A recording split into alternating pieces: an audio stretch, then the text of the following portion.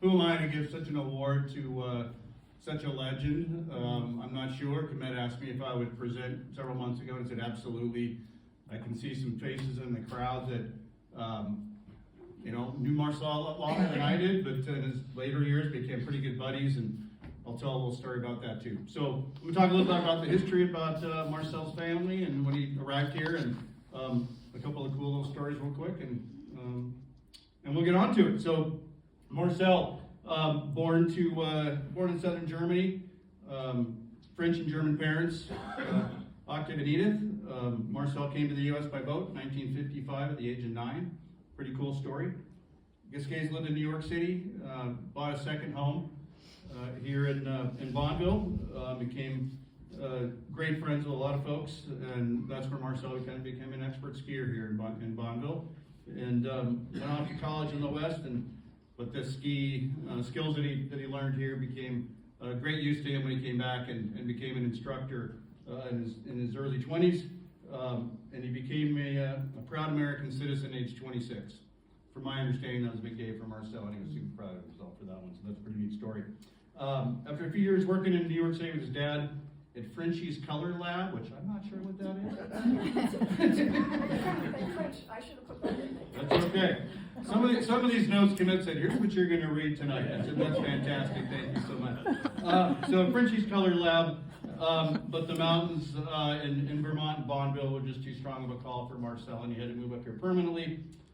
He started a business in construction and build homes and home building, and became involved in real estate with his good bud, Ted Citron. And I think we know the Citron name for sure if you're a local up here in Bonneville or Stratton. He's a master builder, built some beautiful homes for clients and his family, and of course Vanessa's beautiful home that I think some of us have seen before. He loved working in his own home. Him and Sharon had a beautiful home, and went on Hollow Road, and they had great gardens, and they really enjoyed working on his gardens there, and left behind some beautiful flowers there. It's amazing. He married the love of his life, Sharon, in 1973, and these two had two beautiful daughters, Marina and Vanessa, and Marina's here. I spoke with Vanessa on the phone just before we started tonight, and she expressed her sorrow for not being here tonight, but so like she said, she's going to be here on the 21st and spend some time with Sharon for Christmas, so that'll be great. They have 5 great grandchildren, and I fondly remember all the stories, and I would get sent pictures from Marcel. Hey, here we are in Bryanhead, look at this kid skiing, and there would be a grandchild just pointing them and just having a great time. Those kids were great skiers, and he just really loved, shared his love with skiing with his grandkids, so that was pretty cool. Community involvement was a big deal for Marcel, and a big part of the Henrich Award is community involvement and your contribution to Stratton. So pretty neat list of things that he accomplished around Winhall and in Bonneville. He's a longtime public servant in Winhall. For a while, Marcel even drove the Bonneville school bus, which is a pretty good story. I didn't know that. I'm not sure how long he did that for. It must have been some time ago. He was a grand juror in Winhall for over 35 years. Marcel was the chairman of the Winhall Planning Commission. He was a moderator of the annual Winhall Town Meeting. If you've ever attended that, that's a tense one sometimes. For some of you that know, Marcel was tough and led with a firm hand, but he was always fair, as we know that, even when he ran the ski school. And some of the old instructors that are in the room know that fair but tough, and that was Marcel. Really, really great. In that position, I think that's where he really earned a lot of respect by residents, town employees, and also second homeowners. And he really, started to really establish himself there. Really, really well known. Skiing was Marcel's first love, but he really loved his motorcycle. This is a little news to me. Some of you I can see smiling and nodding. I think he was a legend around the tracks in Bonneville, which. Who knew there was a track in Bonneville? Anybody in the audience? Probably a few of you. So there was some pretty heavy motorcycle racing, I think, in Bonneville, and Marcel was a big part of that, and all around New England. Obviously, an avid road cyclist, participated in a lot of events and local rides. Toured to Bonneville. Was really loved his bike. He returned to ski instructing kind of part-time towards the end of his, when he wasn't building as much, and highly requested private lesson instructor, really well respected. Had his corner over there in the locker room that he held court in every morning, and they didn't mess with his corner, and that's just all there was to that. And there's some great stories that have been told about Marcel in his corner, and I think that locker still sits empty to this day, and no one's allowed to use it. These are the folks that are still in that corner shaking their head. I don't think that locker or that corner will ever be the same, and that's how it is there, and that's how it always will be. But he was a private lesson instructor and also a trainer. He's beloved by his students, there's no question about that. And he had generations, and there's a few families, the Widdens are one for sure, where he taught the dad when he was a young man. He grew up, he taught the son, they grew up, he taught the grandkids. I've seen days where Marcel was out there teaching with 3 generations, and just unbelievable. And now the little kids are now, college-age kids, and they're that tall. Pretty cool. Marcel was and always will be considered one of the best, and that's all there is to that. His expertise just set the bar for Stratton Ski School, and his level of customer service, there's no question about that. His level of care, he really, really exuded that and did a great job with that, and he really did an excellent job. His success with clients and his fellow instructor, in my opinion, and I think this serves with everybody would make the same connection, is he made a genuine connection with people. That's Marcel, in a nutshell. His sincere care for others and his generous smile made every interaction personal and special. There is no question. He had that great smile and that twinkle in his eye that we all loved, and we all knew.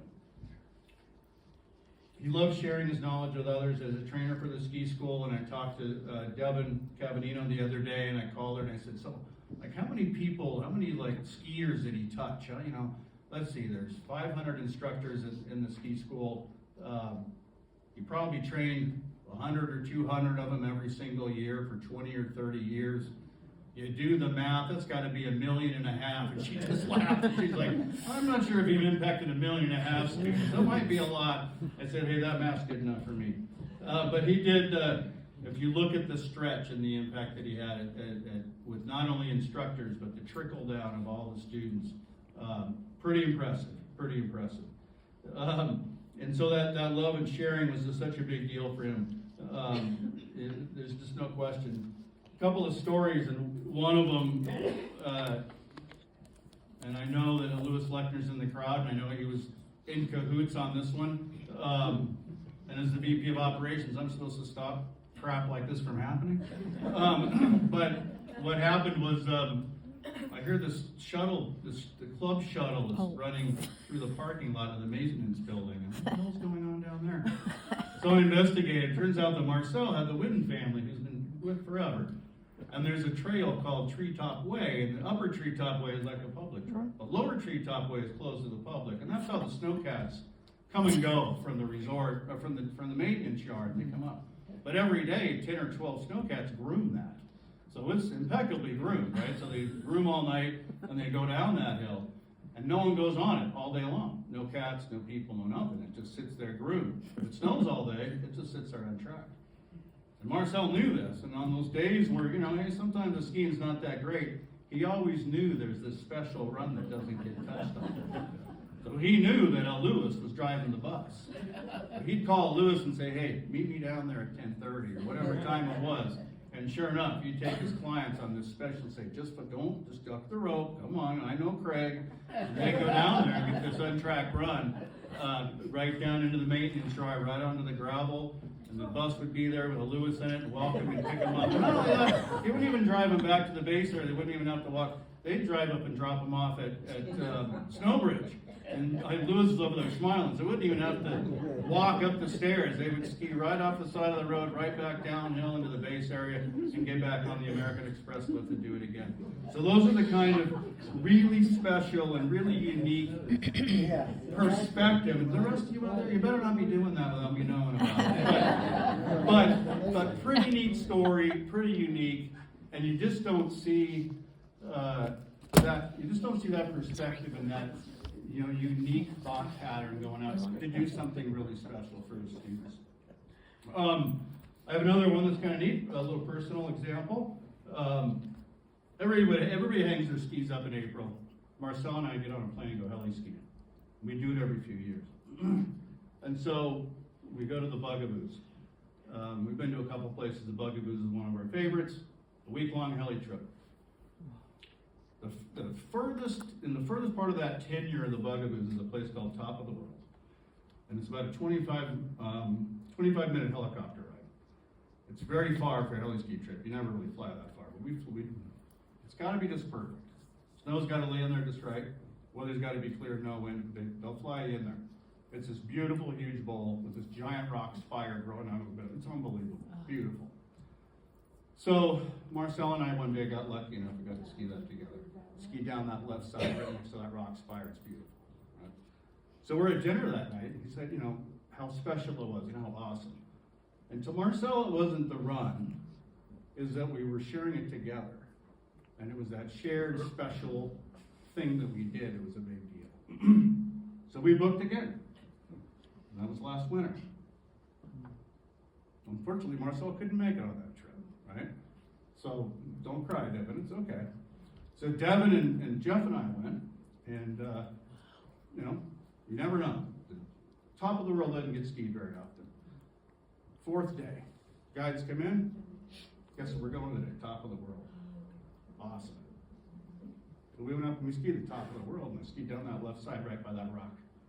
And sorry, hard for me to talk about this one, but bottom line, if Marcel could have been there, would have been there. It didn't really matter that was that special experience and the ability to do it with your friends and the connection is what really made it special to us.